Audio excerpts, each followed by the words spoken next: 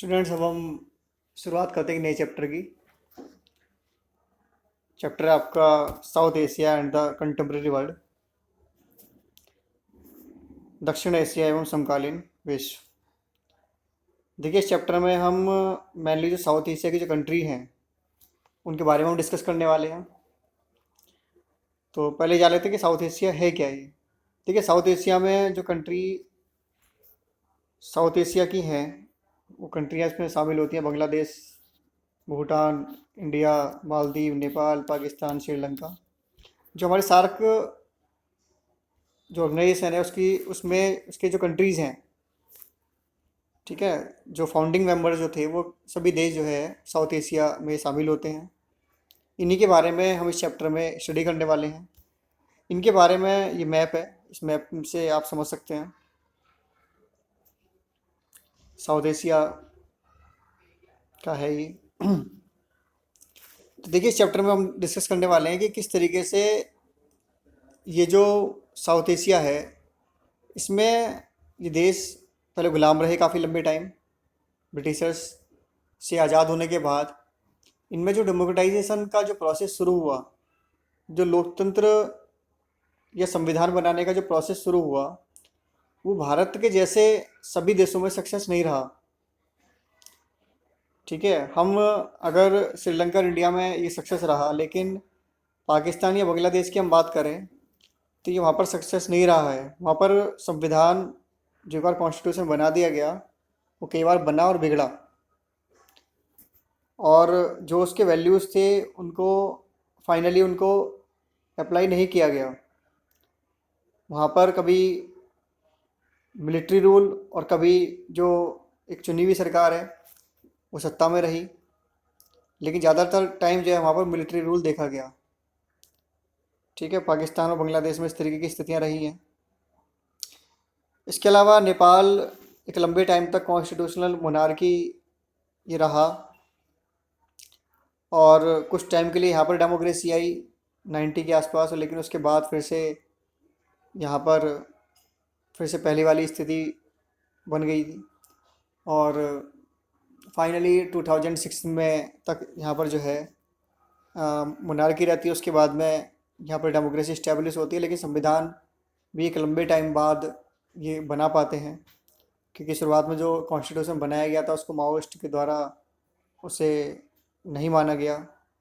तो फिर एक नए कॉन्स्टिट्यूशन की डिमांड हुई। काफ़ी लंबे टाइम के बाद, क्राइसिस के बाद यहाँ पर संविधान अस्तित्व में आया।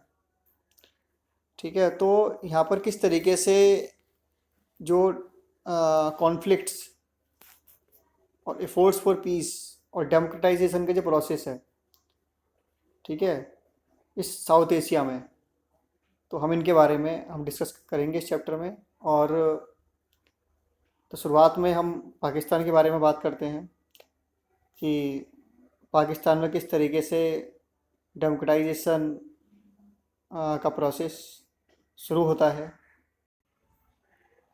देखिए, प्रेसिडेंट्स की लिस्ट है पाकिस्तान की। यहाँ पर आपको जब हम इस चैप्टर के बारे में बात कर रहे हैं तो आपको सबसे बड़ी प्रॉब्लम इस चैप्टर में ये आने वाली है कि जो एक्चुअल जो हेड ऑफ द गवर्नमेंट है, जिसके हाथ में पावर है, वो प्रेसिडेंट के हाथ में है या फिर प्राइम मिनिस्टर के हाथ में है।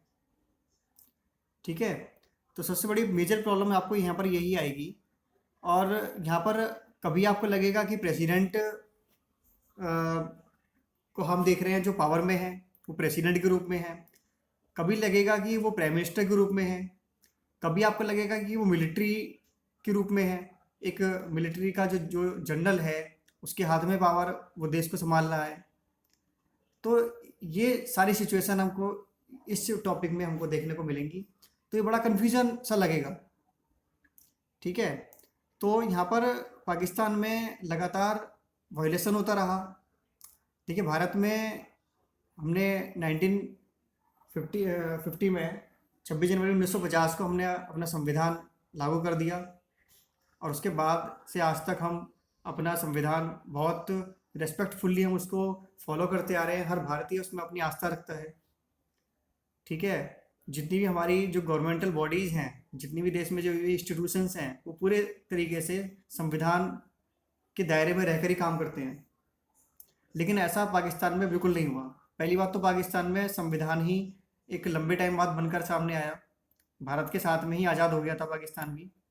लेकिन 1956 में ये पहला संविधान अपना अडॉप्ट करते हैं।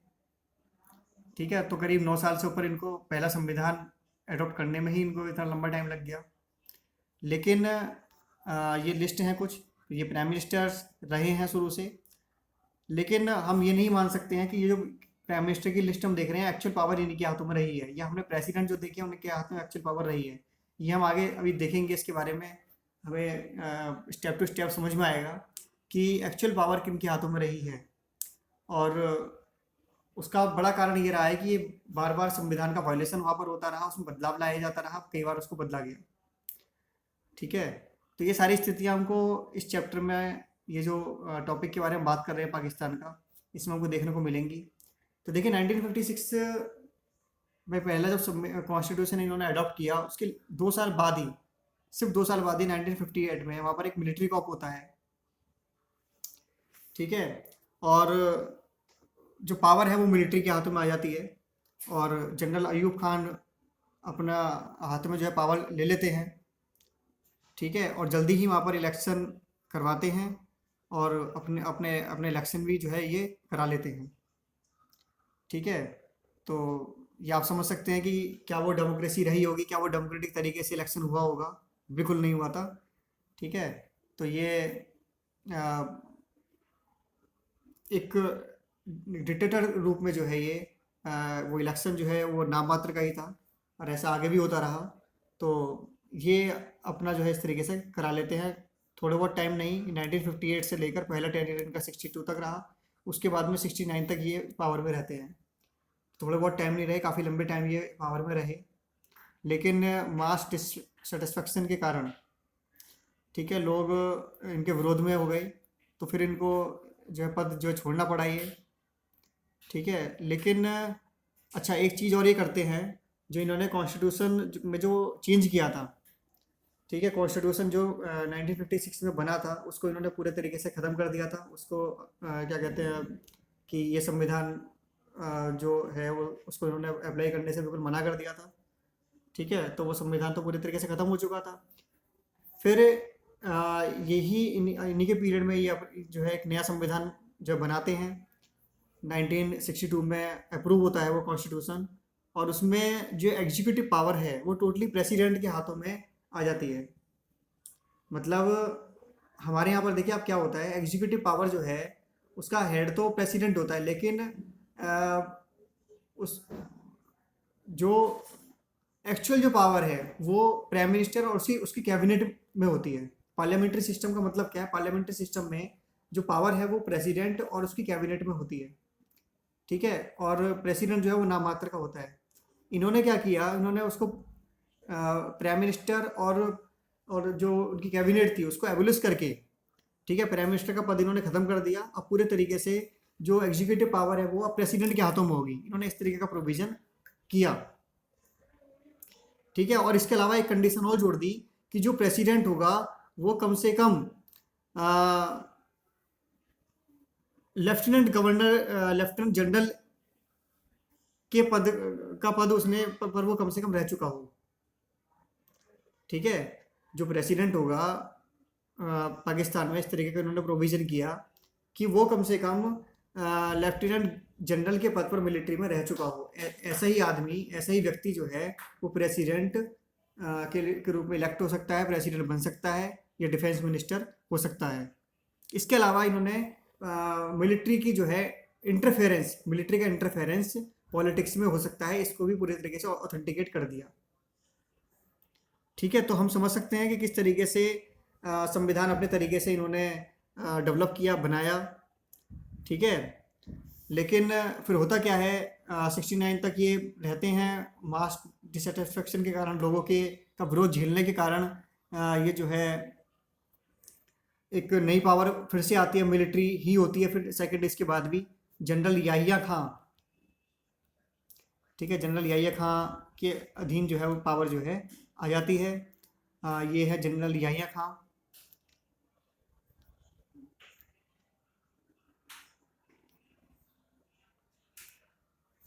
ठीक है। जनरल याहिया खां है ये 1969 में इन्होंने क्या कहते हैं, ये ज्वाइन किया इन्होंने, और उसके बाद 71 तक ये रहते हैं। ठीक है। तो जो संविधान, जो कॉन्स्टिट्यूशन अयूब खान के द्वारा बनाया गया था, उसको भी 1969 में पहले तो सस्पेंड किया जाता है, और उसके बाद 72 में उसको पूरी तरीके से निरस्त कर दिया जाता है, उसको भी ख़त्म कर दिया जाता है। ठीक है। और इनकी पावर कब तक रही थी? इनकी पावर तब तक रही थी क्योंकि 71 में जैसे कि हम जानते हैं कि ईस्ट पाकिस्तान जो है वो बांग्लादेश बना। ठीक है। और पाकिस्तान टूट गया था, इंडिया पाकिस्तान की वॉर भी हुई थी और पाकिस्तान से बुरी तरह हारा था। और तो इस तरीके से इनको भी फिर विरोध जो है वो झेलना पड़ा पाकिस्तान, क्योंकि भारत जो पाकिस्तान था उसका उसका ब्लॉकआउट हो जाता है, उसके टुकड़े हो जाते हैं, और बांग्लादेश एक नया देश उभर कर सामने आता है। तो उसके बाद ये भी पावर में नहीं रह पाते हैं ज़्यादा। देखिए इसके बाद जुल्फ़िकार अली भुट्टो, ठीक है, ये पावर में आते हैं, ये प्रेसिडेंट बनते हैं स्टार्टिंग में, क्योंकि जो इस टाइम जो कॉन्स्टिट्यूशन है उसके अकॉर्डिंगली जो पावर है वो प्रेसिडेंट के हाथों में है। तो इसीलिए हम यहाँ पर प्रेसिडेंट एक पावरफुल पोस्ट के रूप में हम यहाँ पर देख रहे हैं, जो कि जुल्फ़िकार अली भुट्टो चुने जाते हैं। तो जनरल याहिया खां के बाद क्योंकि उनको उनके टाइम में बांग्लादेश एक नए देश के रूप में उभरा, पाकिस्तान का जो है टूट गया था, बिखर वो ईस्ट पाकिस्तान और वेस्ट पाकिस्तान पर, ईस्ट पाकिस्तान उससे अलग हो गया था वेस्ट पाकिस्तान से। तो इसके बाद जुल्फ़िकार अली भुट्टो ये प्रेसिडेंट एक जो है इलेक्टेड गवर्नमेंट थी, ये यहाँ पर इलेक्शन होते हैं उसके बाद। और ये अपने टाइम में 1973 में एक जो है फिर से संविधान बनाते हैं। ये एक इलेक्टेड रिप्रेजेंटेटिव बॉडी संविधान बनाती है, कॉन्स्टिट्यूशन नया बनाती है फिर से।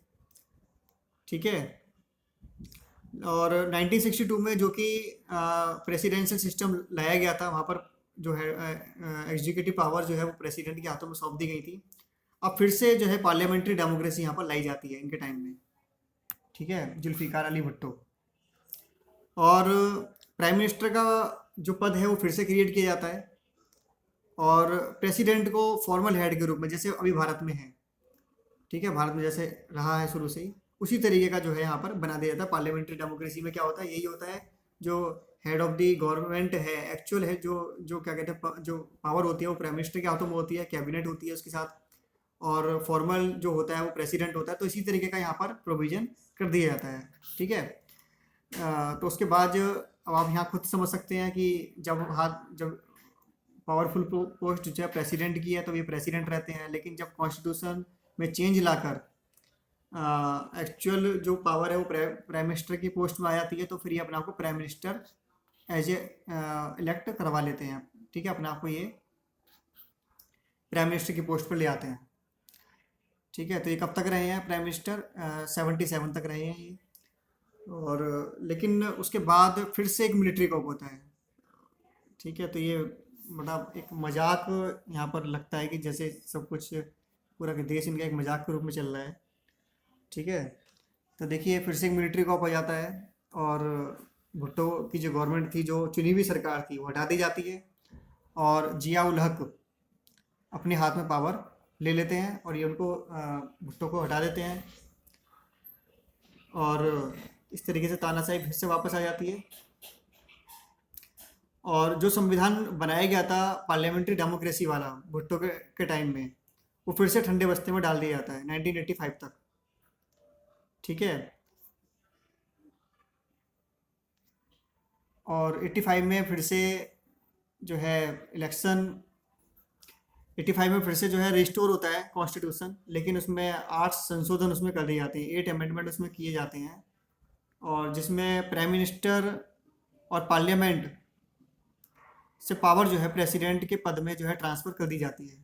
ठीक है। जो मतलब प्राइम मिनिस्टर और जो है पार्लियामेंट की जो पावर है वो प्रेसिडेंट को दे दी जाती है, लेकिन उसके बाद भी ये 85 में ये चेंज लाया गया था, 88 तक ये रहते हैं ये। और जो ये जनरल जियाउल हक थे, इनको फिर से विरोध का सामना करना पड़ता है लोगों के, जो वहाँ की जनता है पाकिस्तान की। और उसके बाद फिर से वहाँ पर इलेक्शन कराने पड़ते हैं। 88 में इलेक्शन होते हैं और 88 में बेनजीर भुट्टो जो हैं ये वहाँ की प्राइम मिनिस्टर बनती हैं। ठीक है। और फिर से एक चुनी हुई सरकार वहाँ पर वापस आ जाती है। ठीक है। और 88 के बाद 99 तक ये दो पार्टियां हैं वहाँ पर मेजरली, उन्हीं के हाथों में पावर में रहती है। अ, नवाज शरीफ है ये, आप लोग जानते होंगे। अ, और ये बेनज़ीर भुट्टो। ठीक है। बेनज़ीर भुट्टो की जो पार्टी है वो पीपीपी है, पाकिस्तान पीपल्स पार्टी, और मुस्लिम लीग जो है ये नवाज शरीफ की पार्टी है। तो ये करीब 99 तक इन दोनों के बीच, इन दोनों ही पार्टी के बीच में जो है रहती है, सब पावर जो रहती है। कोalition गवर्नमेंट इनकी बनती है। 90 से 93 तक जो है नवाज शरीफ रहते हैं, लेकिन कोalition की मिलीजुली सरकार थी, नहीं बचा पाते। फिर इनकी आ जाती है, बेनजीर भुट्टो की, ये सरकार बना लेती हैं। ये भी अपना टाइम पूरा नहीं कर पाती। 96 के बाद में फिर से नवाज शरीफ जो पावर में आ जाते हैं। तो इस तरीके से चलता रहता है और उसके बाद फिर से एक मिलिट्री कॉप होता है। अब आपको हंसी आने वाली होगी, ठीक है, कि मतलब क्या यहाँ पर एक मजाक है। ठीक है। तो फिर से जो है ये जनरल परवेज़ मुशर्रफ हैं, इनके देखिए कारगिल वार के बारे में आपने सुना होगा। 98 में जो कारगिल वार हुई थी, भारत पाकिस्तान का युद्ध हुआ था। ठीक है। तो उसमें पाकिस्तान बुरी तरह हारा था। तो वहाँ पर यही बात की जाती है कि जो पाकिस्तान जो हारा, वो वहाँ की जो पॉलिटिकल लीडरशिप है वो बहुत ज़्यादा दुरुस्त नहीं है, वो बहुत सही तरीके से काम नहीं कर रही है। ठीक है। कोalition पॉलिटिक्स से, तो इसी वजह से मिलिट्री जो है इस बात का फ़ायदा उठाकर अपने हाथों में पावर ले आती है। तो जो कारगिल जो वार था उसको ये माना गया कि नवाज शरीफ उसमें सक्सेस नहीं थे। ठीक है। और जो ये जनरल थे परवेज़ मुशर्रफ, ये मिलिट्री के, तो ये अपनी हाथों में पावर ले लेते हैं, नवाज शरीफ को हटा देते हैं। ठीक है। और जल्दी ही 2001 में एक इलेक्शन करवाते हैं। ठीक है। डमी इलेक्शन है, कुछ नहीं है, वो एक नाम मात्र के दिखावे के लिए है, ताकि इंटरनेशनली मैसेज बहुत ज़्यादा गलत नहीं जाए, लगे कि हाँ देखिए चुनी हुई सरकार यहाँ पर काम कर रही है। और इलेक्शन करवाते हैं ये, और अपने आप को प्रेसिडेंट के रूप में जो है क्या कहते हैं, एक इलेक्टेड करवा लेते हैं ये। और 2004 में ये भी एक कॉन्स्टिट्यूशन में जो है चेंज करते हैं, 17 अमेंडमेंट करते हैं उसमें कॉन्स्टिट्यूशन में। और जो ट्रांसफ़र ऑफ पावर जो है ये प्रेसिडेंट में, ठीक है, जो पावर है वो प्रेसिडेंट की पोस्ट में होगी, इसको ये फिर से जो है कंटिन्यू ये करवा लेते हैं, जो कि 2010 तक रहती है। 2010 में फिर से एक अमेंडमेंट किया जाता है, फिर से पार्लियामेंट्री फॉर्म ऑफ गवर्नमेंट वहाँ पर फिर से इस्टेब्लिश कर दी जाती है। फिर से संसदात्मक जो निर्वाचन प्रणाली है, ठीक है, संसदात्मक जो व्यवस्था है, पार्लियामेंट्री फॉर्म ऑफ गवर्नमेंट, वो फिर से वापस ले आया जाता है। तो नवाज शरीफ जो है ये रहे 2001 से लेकर एक प्रेसिडेंट की पोस्ट पर, हालांकि 99 में ही ये पावर में आ गए थे। 2001 में ये इलेक्शन करवाते हैं और 2007 तक ये पावर में रहते हैं। लोगों का विरोध झेलना पड़ता है 2007 से लेकर फिर अगस्त 2008 तक ये रहते हैं पावर में, और लोगों का विरोध इनको झेलना पड़ता है। तो उसके बाद फिर से वहाँ पर इलेक्शन होते हैं, और इलेक्शन में फिर ये उसके बाद से अब तक ये सभी प्राइम मिनिस्टर्स रहे हैं कुछ कुछ टाइम के लिए। उसके बाद 2008 में जो जनरल परवेज़ मुशर्रफ के बाद में ये यूसुफ राजा गिलानी जो पावर में आए, ये 2012 तक ये पावर में रहे। उसके बाद में कुछ प्रॉब्लम हो गई इनको, जो है क्या कहते हैं, जो वहाँ की जो कोर्ट है, सुप्रीम कोर्ट, उन्होंने इनके ऊपर कुछ जो है चार्जेस लगा दिए, इनको हटना पड़ा, पद छोड़ना पड़ा। तो पावर इनके हाथों में आ गई। फिर जनरल परवेज़ मुशर्रफ है, इनके हाथों में आ गई। ये 2013 जो इनका बचा हुआ जो टाइम था उस टाइम तक रहते हैं। फिर से इलेक्शन होते हैं, नवाज शरीफ वहाँ पर प्राइम मिनिस्टर चुने जाते हैं 2013 तक। 2013 में, और फिर 2017 में इनके ऊपर सुप्रीम कोर्ट के चार्जेस लग जाते हैं। सुप्रीम कोर्ट इनके ऊपर फाइनेंशियल चार्जेस थे वो, ठीक है, इनको पद छोड़ना पड़ता है। कुछ इनके जो रिमेनिंग टाइम है उसके लिए ये रहते हैं फिर, ठीक है, अब्बासी। और उसके बाद में फिर से 2018 में इलेक्शन होते हैं, हम सबने देखे। फिर वहाँ पर इमरान खान वहाँ पर हैं पावर में। तो इस तरीके से पाकिस्तान में जो चेंजेस हैं, जो जो वो सब हमको देखने को मिलते हैं। इसके अलावा देखिए 2000 जब मुशर्रफ के टाइम में ही वहाँ पर ये सब देखने को मिल रहा था। मुशर्रफ के खिलाफ आवाज़ उठनी शुरू हो गई थी, तो लग रहा था कि फिर से इलेक्शन करवानी ही पड़ेंगी। तो वहाँ पर एक जो अलकायदा, जो टेररिस्ट ऑर्गेनाइजेशन है, जो मेनली अफ़गानिस्तान में बड़ा एक्टिव रहा है, तो उसके द्वारा जो बेनज़ीर भुट्टो हैं उनकी हत्या कर दी जाती है। तो ये पाकिस्तान में क्लियर हो जाता है कि वहाँ पर भाई डेमोक्रेसी तो बहुत दूर की बात है, ठीक है। ये बेनज़ीर भुट्टो की 2007 में हत्या के बाद वहाँ पर 2008 में इलेक्शन होते हैं। तो उसके बाद फिर जैसे कि हमने देखा कि ये सब गवर्नमेंट जो है वो पावर में रही। देखिए बेनज़ीर भुट्टो की हत्या के बाद इलेक्शन होते हैं वहाँ पर 2008 में प्रेसिडेंट के। और ये बेनज़ीर भुट्टो के हस्बैंड हैं, ये जरदारी, ये प्रेसिडेंट बनते हैं पाकिस्तान में, ठीक है। और 2013 तक ये रहते हैं, लेकिन इनके ऊपर भी क्रिमिनल चार्जेस थे, ठीक है। इनके ऊपर जो करप्शन के जो चार्जेस थे वो ओपन हो जाते हैं, और सुप्रीम कोर्ट से इनको एक वीक प्लेटफॉर्म पर आ जाते हैं ये। उसके बाद नवाज शरीफ पावर में आते हैं, 2013 में इलेक्शन होते हैं, और ये प्राइम मिनिस्टर के रूप में शपथ लेते हैं। और ये 2017 तक रहते हैं, 5 साल तक रहने चाहिए थे, लेकिन 2018 तक। लेकिन इसी बीच इनके ऊपर भी चार्जेस लगते हैं। सुप्रीम कोर्ट ने इनको जो है डिस्क्वालीफाई कर देता है पीएम की पोस्ट से। 28 जुलाई 2017 का ये अनडिक्लेयर्ड एसेट्स के खिलाफ होता है, क्योंकि इनके पास जो प्रॉपर्टी का मामला है, ये अघोषित प्रॉपर्टी संपत्ति इनके पास ज़्यादा मिलती है, इनके इनके खिलाफ थे, और इनकी फैमिली के खिलाफ जो है ये चार्जेस होते हैं, तो इनको पद छोड़ना पड़ता है।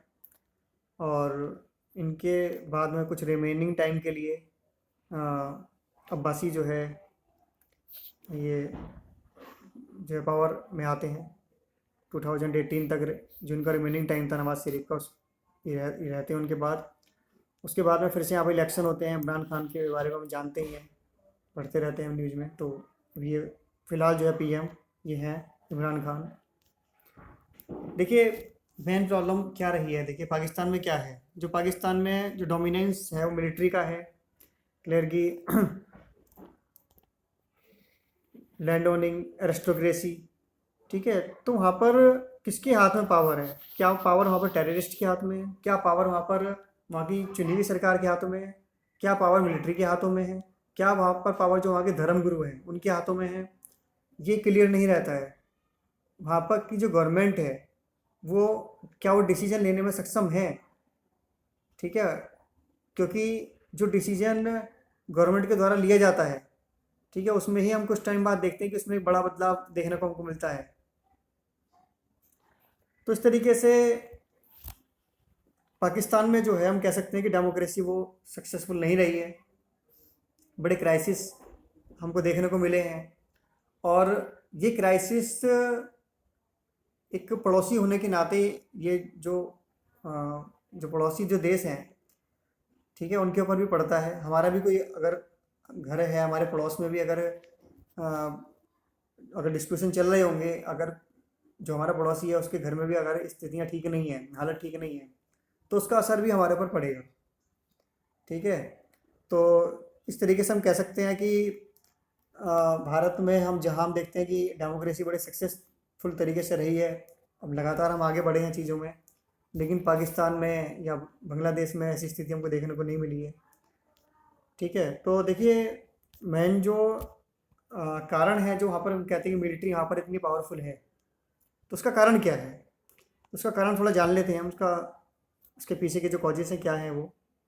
तो देखिए, ये कहा जाता है कि जो इंडिया के साथ में जो कॉन्फ्लिक्ट है पाकिस्तान का, ठीक है, पाकिस्तान इंडिया जो कॉन्फ्लिक्ट है, तो उसमें ये कहा जाता है कि जो अ,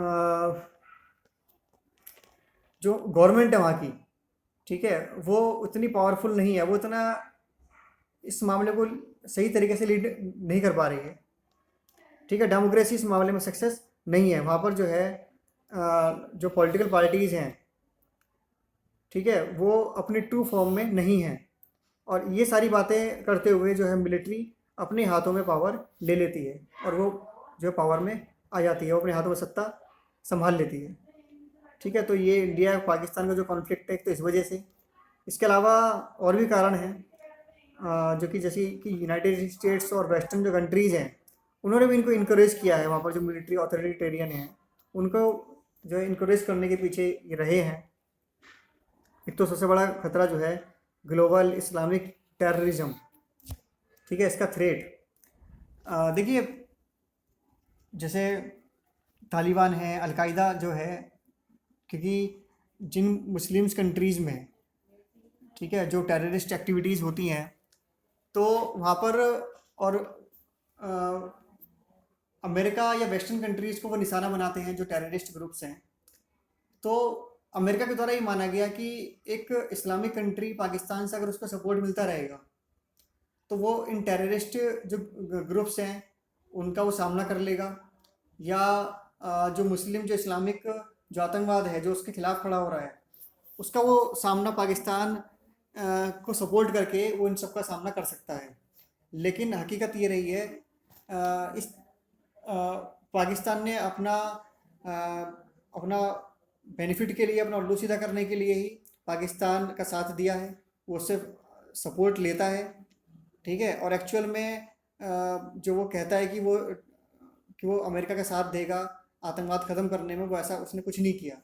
क्योंकि लादेन को हमने देखा, वो लास्ट हमको जो है पाकिस्तान में ही देखने को मिला, पाकिस्तान में ही अमेरिका ने ऑपरेशन चलाया और वो पाकिस्तान में ही मिला। तो इस तरीके से पाकिस्तान ने उसको लगातार जो है सपोर्ट किया, जबकि अमेरिका ये सोच रहा था कि वो अफ़गानिस्तान में मिलेगा, तो ऐसा कुछ नहीं हुआ। तो इस तरीके से हम देख सकते हैं कि पाकिस्तान सिर्फ अपना उल्लू सीधा करने में लगा हुआ है, और ये बात कहीं ना कहीं अब अमेरिका को भी समझ में आने लगी है। ठीक है, तो ये एक बड़ा ये कारण हम मान सकते हैं। इसके अलावा ये माना जाता है कि वहाँ पर अगर मिलिट्री पावरफुल नहीं रहेगी, तो जो है ये जो न्यूक्लियर वेपन है ये टेररिस्ट के हाथों में पड़ सकते हैं। इसलिए भी जो है मिलिट्री को वहाँ पर सपोर्ट किया जाता रहा है वेस्टर्न कंट्रीज़ के द्वारा या अमेरिका के द्वारा। ठीक है, और इसके अलावा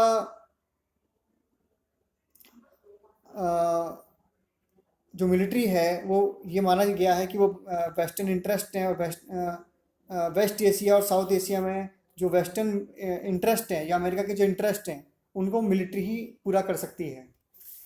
ठीक है, तो ऐसा ये माना गया है। तो इस वजह से जो वेस्टर्न कंट्रीज़ हैं या अमेरिका हैं, वो लगातार जो यहाँ का मिलिट्री जो ऑथोरिटेरियन हैं, इनको वो इनक्रेज करते रहे हैं। क्या कहते हैं, मिलिट्री को जो है आगे बढ़ने में इन्होंने सपोर्ट किया है। इसी वजह से मिलिट्री वहाँ की पावरफुल रही है। देखिए, इसके बाद बात कर लेते हैं इंडिया पाकिस्तान कॉन्फ्लिक्ट्स के बारे में, कि दोनों ही देशों के बीच में क्या कॉन्फ्लिक्ट है। क्योंकि जब हम साउथ एशिया की बात कर रहे हैं कि किस तरीके से देशों के बीच में आपस में कॉन्फ्लिक्ट है, इसके बारे में बात कर लेते हैं। तो देखिए, कश्मीर समस्या के बारे में, कश्मीर का जो डिस्प्यूटेशन है ये हम लोग सभी जानते हैं। ठीक है, देश जैसे ही आज़ाद हुआ तो पहली समस्या के रूप में ये हमारे सामने रही, और कश्मीर मामले को लेकर हम दोनों ही देश जो है उलझ गए आपस में, और इसके लिए वॉर भी झेल चुके हैं। शुरुआत में हुई थी 1947 से 48, उसके बाद में 65 में हुई, लेकिन कश्मीर का जो मुद्दा था ये सुलझा नहीं। ये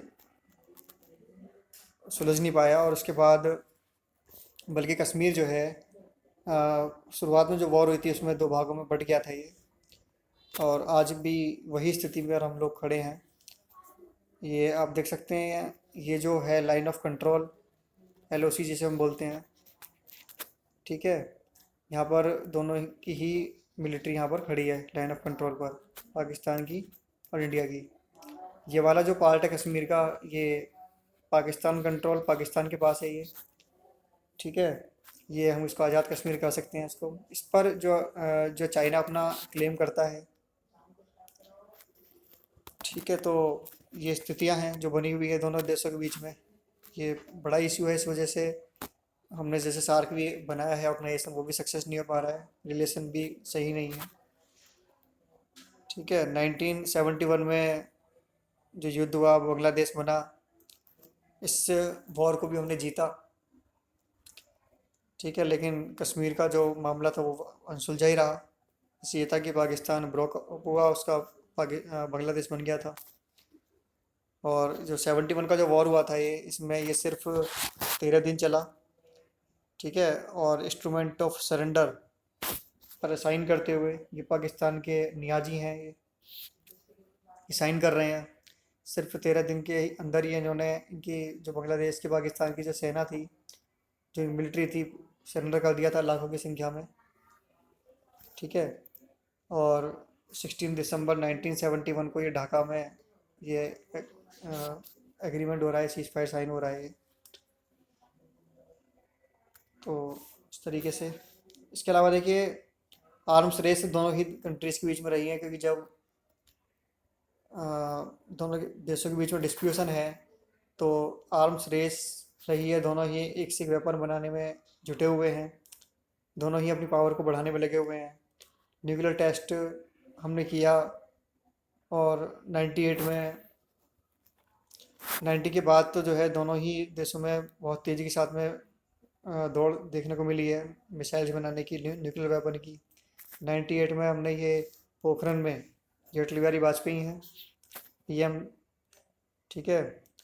और ये राजस्थान में जगह है पोखरण, वहाँ पर हमने ये न्यूक्लियर टेस्ट किया, और अपने आप को हमने एक न्यूक्लियर कंट्री जो है हमने अपने आप को घोषित किया कि, ठीक है। और ये एपीजे अब्दुल कलाम है, इन्हीं की ही लीडरशिप में, ठीक है।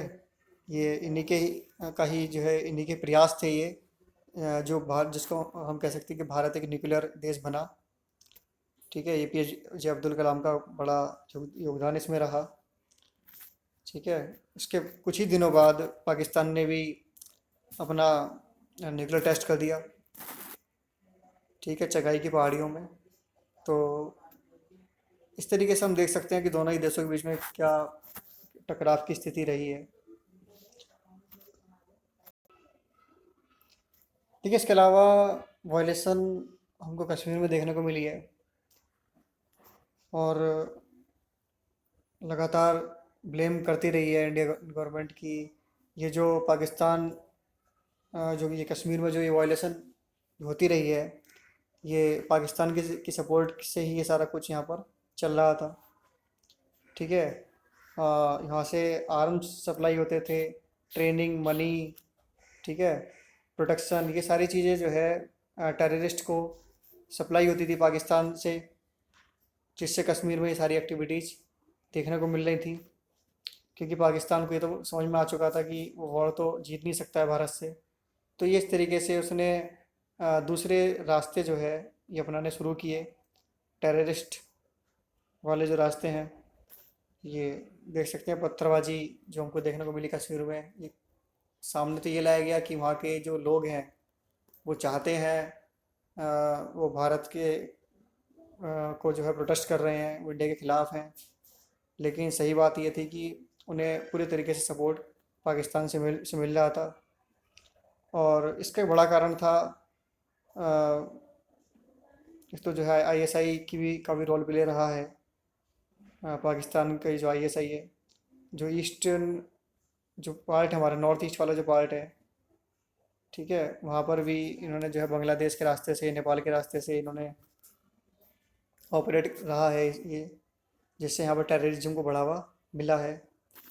ठीक है, तो देखिए पाकिस्तान को जो ये कश्मीर में ये सारा कुछ जो करने का सबसे बड़ा सपोर्ट जो मिला, वो मिला आर्टिकल 370 जो था ये, क्योंकि इसके थ्रू जम्मू कश्मीर को जो है एक अलग से स्पेशल स्टेटस का दर्जा मिला हुआ था। आप सभी लोग इसके बारे में जानते होंगे, काफ़ी ये न्यूज़ में रहा है।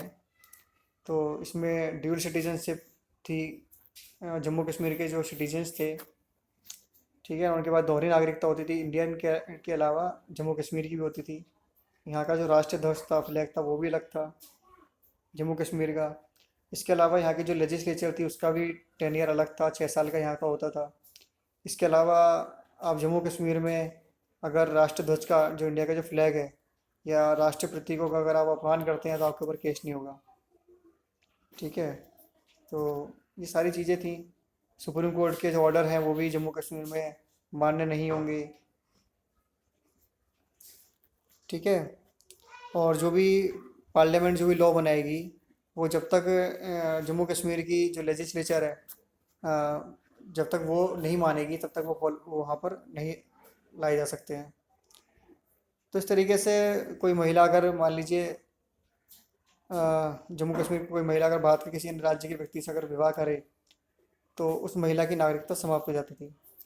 ठीक है, इसके विपरीत अगर वो पाकिस्तान के किसी व्यक्ति से अगर विवाह करे तो वो जम्मू कश्मीर की नागरिकता मिल जाएगी। मतलब ये बिल्कुल हैरानी करने वाली चीज़ें थी। ठीक है, और इन्हीं का ही फ़ायदा पाकिस्तान उठा रहा था। तो भारत सरकार ने मोदी जी के लीडरशिप में, उनके द्वारा जो एक कदम उठाया गया, आर्टिकल 370 को हटा दिया गया, बहुत बड़ा दूरगामी कदम था। बहुत जिसे कह सकते हैं बहुत बड़ा फैसला था ये। ठीक है, और इसके लिए एक ये टेम्परेरी जो प्रोविज़न था, ठीक है, जिसका ज़्यादातर लोगों को नहीं जानकारी थी। ठीक है, और इसको हटा दिया गया। जो ऑटोनोमस स्टेटस जो था जम्मू कश्मीर को मिला हुआ था, स्पेशल स्टेटस, उसे हटा दिया गया। ठीक है, तो इस तरीके से आर्टिकल 370 रिमूव करने के बाद जो जम्मू कश्मीर में जो हिंसाएं होती थी वो एकदम से ब्रेक हुई हैं, उन पर रोक लगी है। पाकिस्तान के द्वारा उनको सपोर्ट मिलता था। ठीक है, तो ये सख्ताई की गई है इंडियन गवर्नमेंट के द्वारा। और इसी के साथ जो जम्मू कश्मीर है उसको यूटी बना दिया गया है, यूनियन टेरिटरी में रहेगा वो। ठीक है, स्टेट का दर्जा वहाँ से ख़त्म कर दिया गया। और जो लद्दाख है वो भी यूटी रहेगा विदाउट लेजिस्लेचर, वहाँ पर कोई लेजिस्लेचर नहीं होगी। ठीक है, तो ये सारी चीज़ें वहाँ पर की गई। तो इस तरीके से भी इंडिया ने ये जो प्रॉब्लम थी जो जम्मू कश्मीर की बनी हुई थी और बढ़ती जा रही थी, इसको सॉल्व आउट किया। इसके अलावा रिवर डिस्प्यूट भी रहा है दोनों कंट्रीज़ के बीच में, और इसको 1960 में वर्ल्ड बैंक की मीडिएशन के द्वारा इसको जो है सॉल्व करने का में कोशिश की गई थी। तो देखिए 1960 में एक ट्रीटी जो है साइन की गई थी, इंडस वाटर ट्रीटी।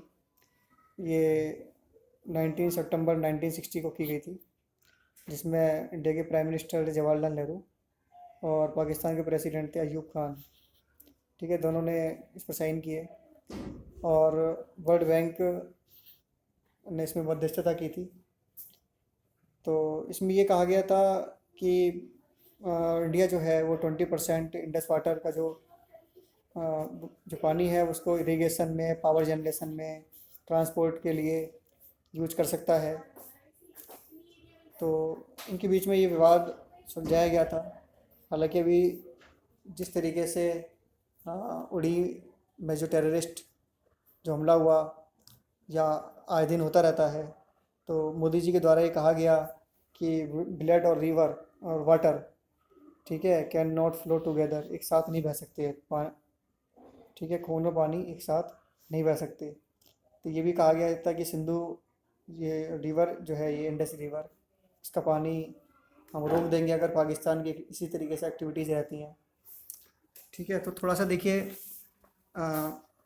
जिस तरीके से इंडिया इन्फ्लुएंस हो रहा है, प्रभावशाली हो रहा है, ठीक है, एक नई पावर के रूप में इमर्ज हो रहा है, तो ये बहुत ज़रूरी है, क्योंकि जिस तरीके से चाइना और या पाकिस्तान के साथ रिलेशन हमारे गड़बड़ाए हुए हैं, और उनका एक डोमिनेशन वाला जो रूप हमको देखने को मिल रहा है, तो इन समस्याओं का समाधान भारत जब तक एक प्रभावशाली तरीके से एक एक सुपर पावर के रूप में सामने नहीं आएगा, तब तक समस्याओं का समाधान इनका नहीं हो सकता है।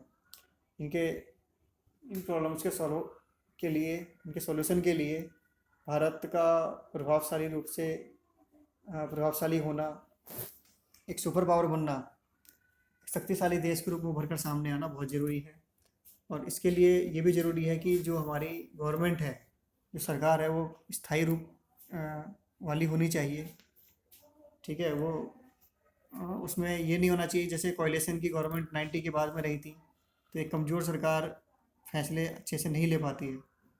तो इसके लिए सरकार का स्थायित्व होना भी बहुत ज़रूरी है, ठीक है। उसके पास फुल मेजोरिटी होनी चाहिए, ताकि वो एक अच्छे डिसीजन, जैसे मोदी सरकार आजकल ले रही है, तो वो ले सकें। तो इससे देश जो है, हम कह सकते हैं सुपर पावर के रूप में आगे बढ़ेगा।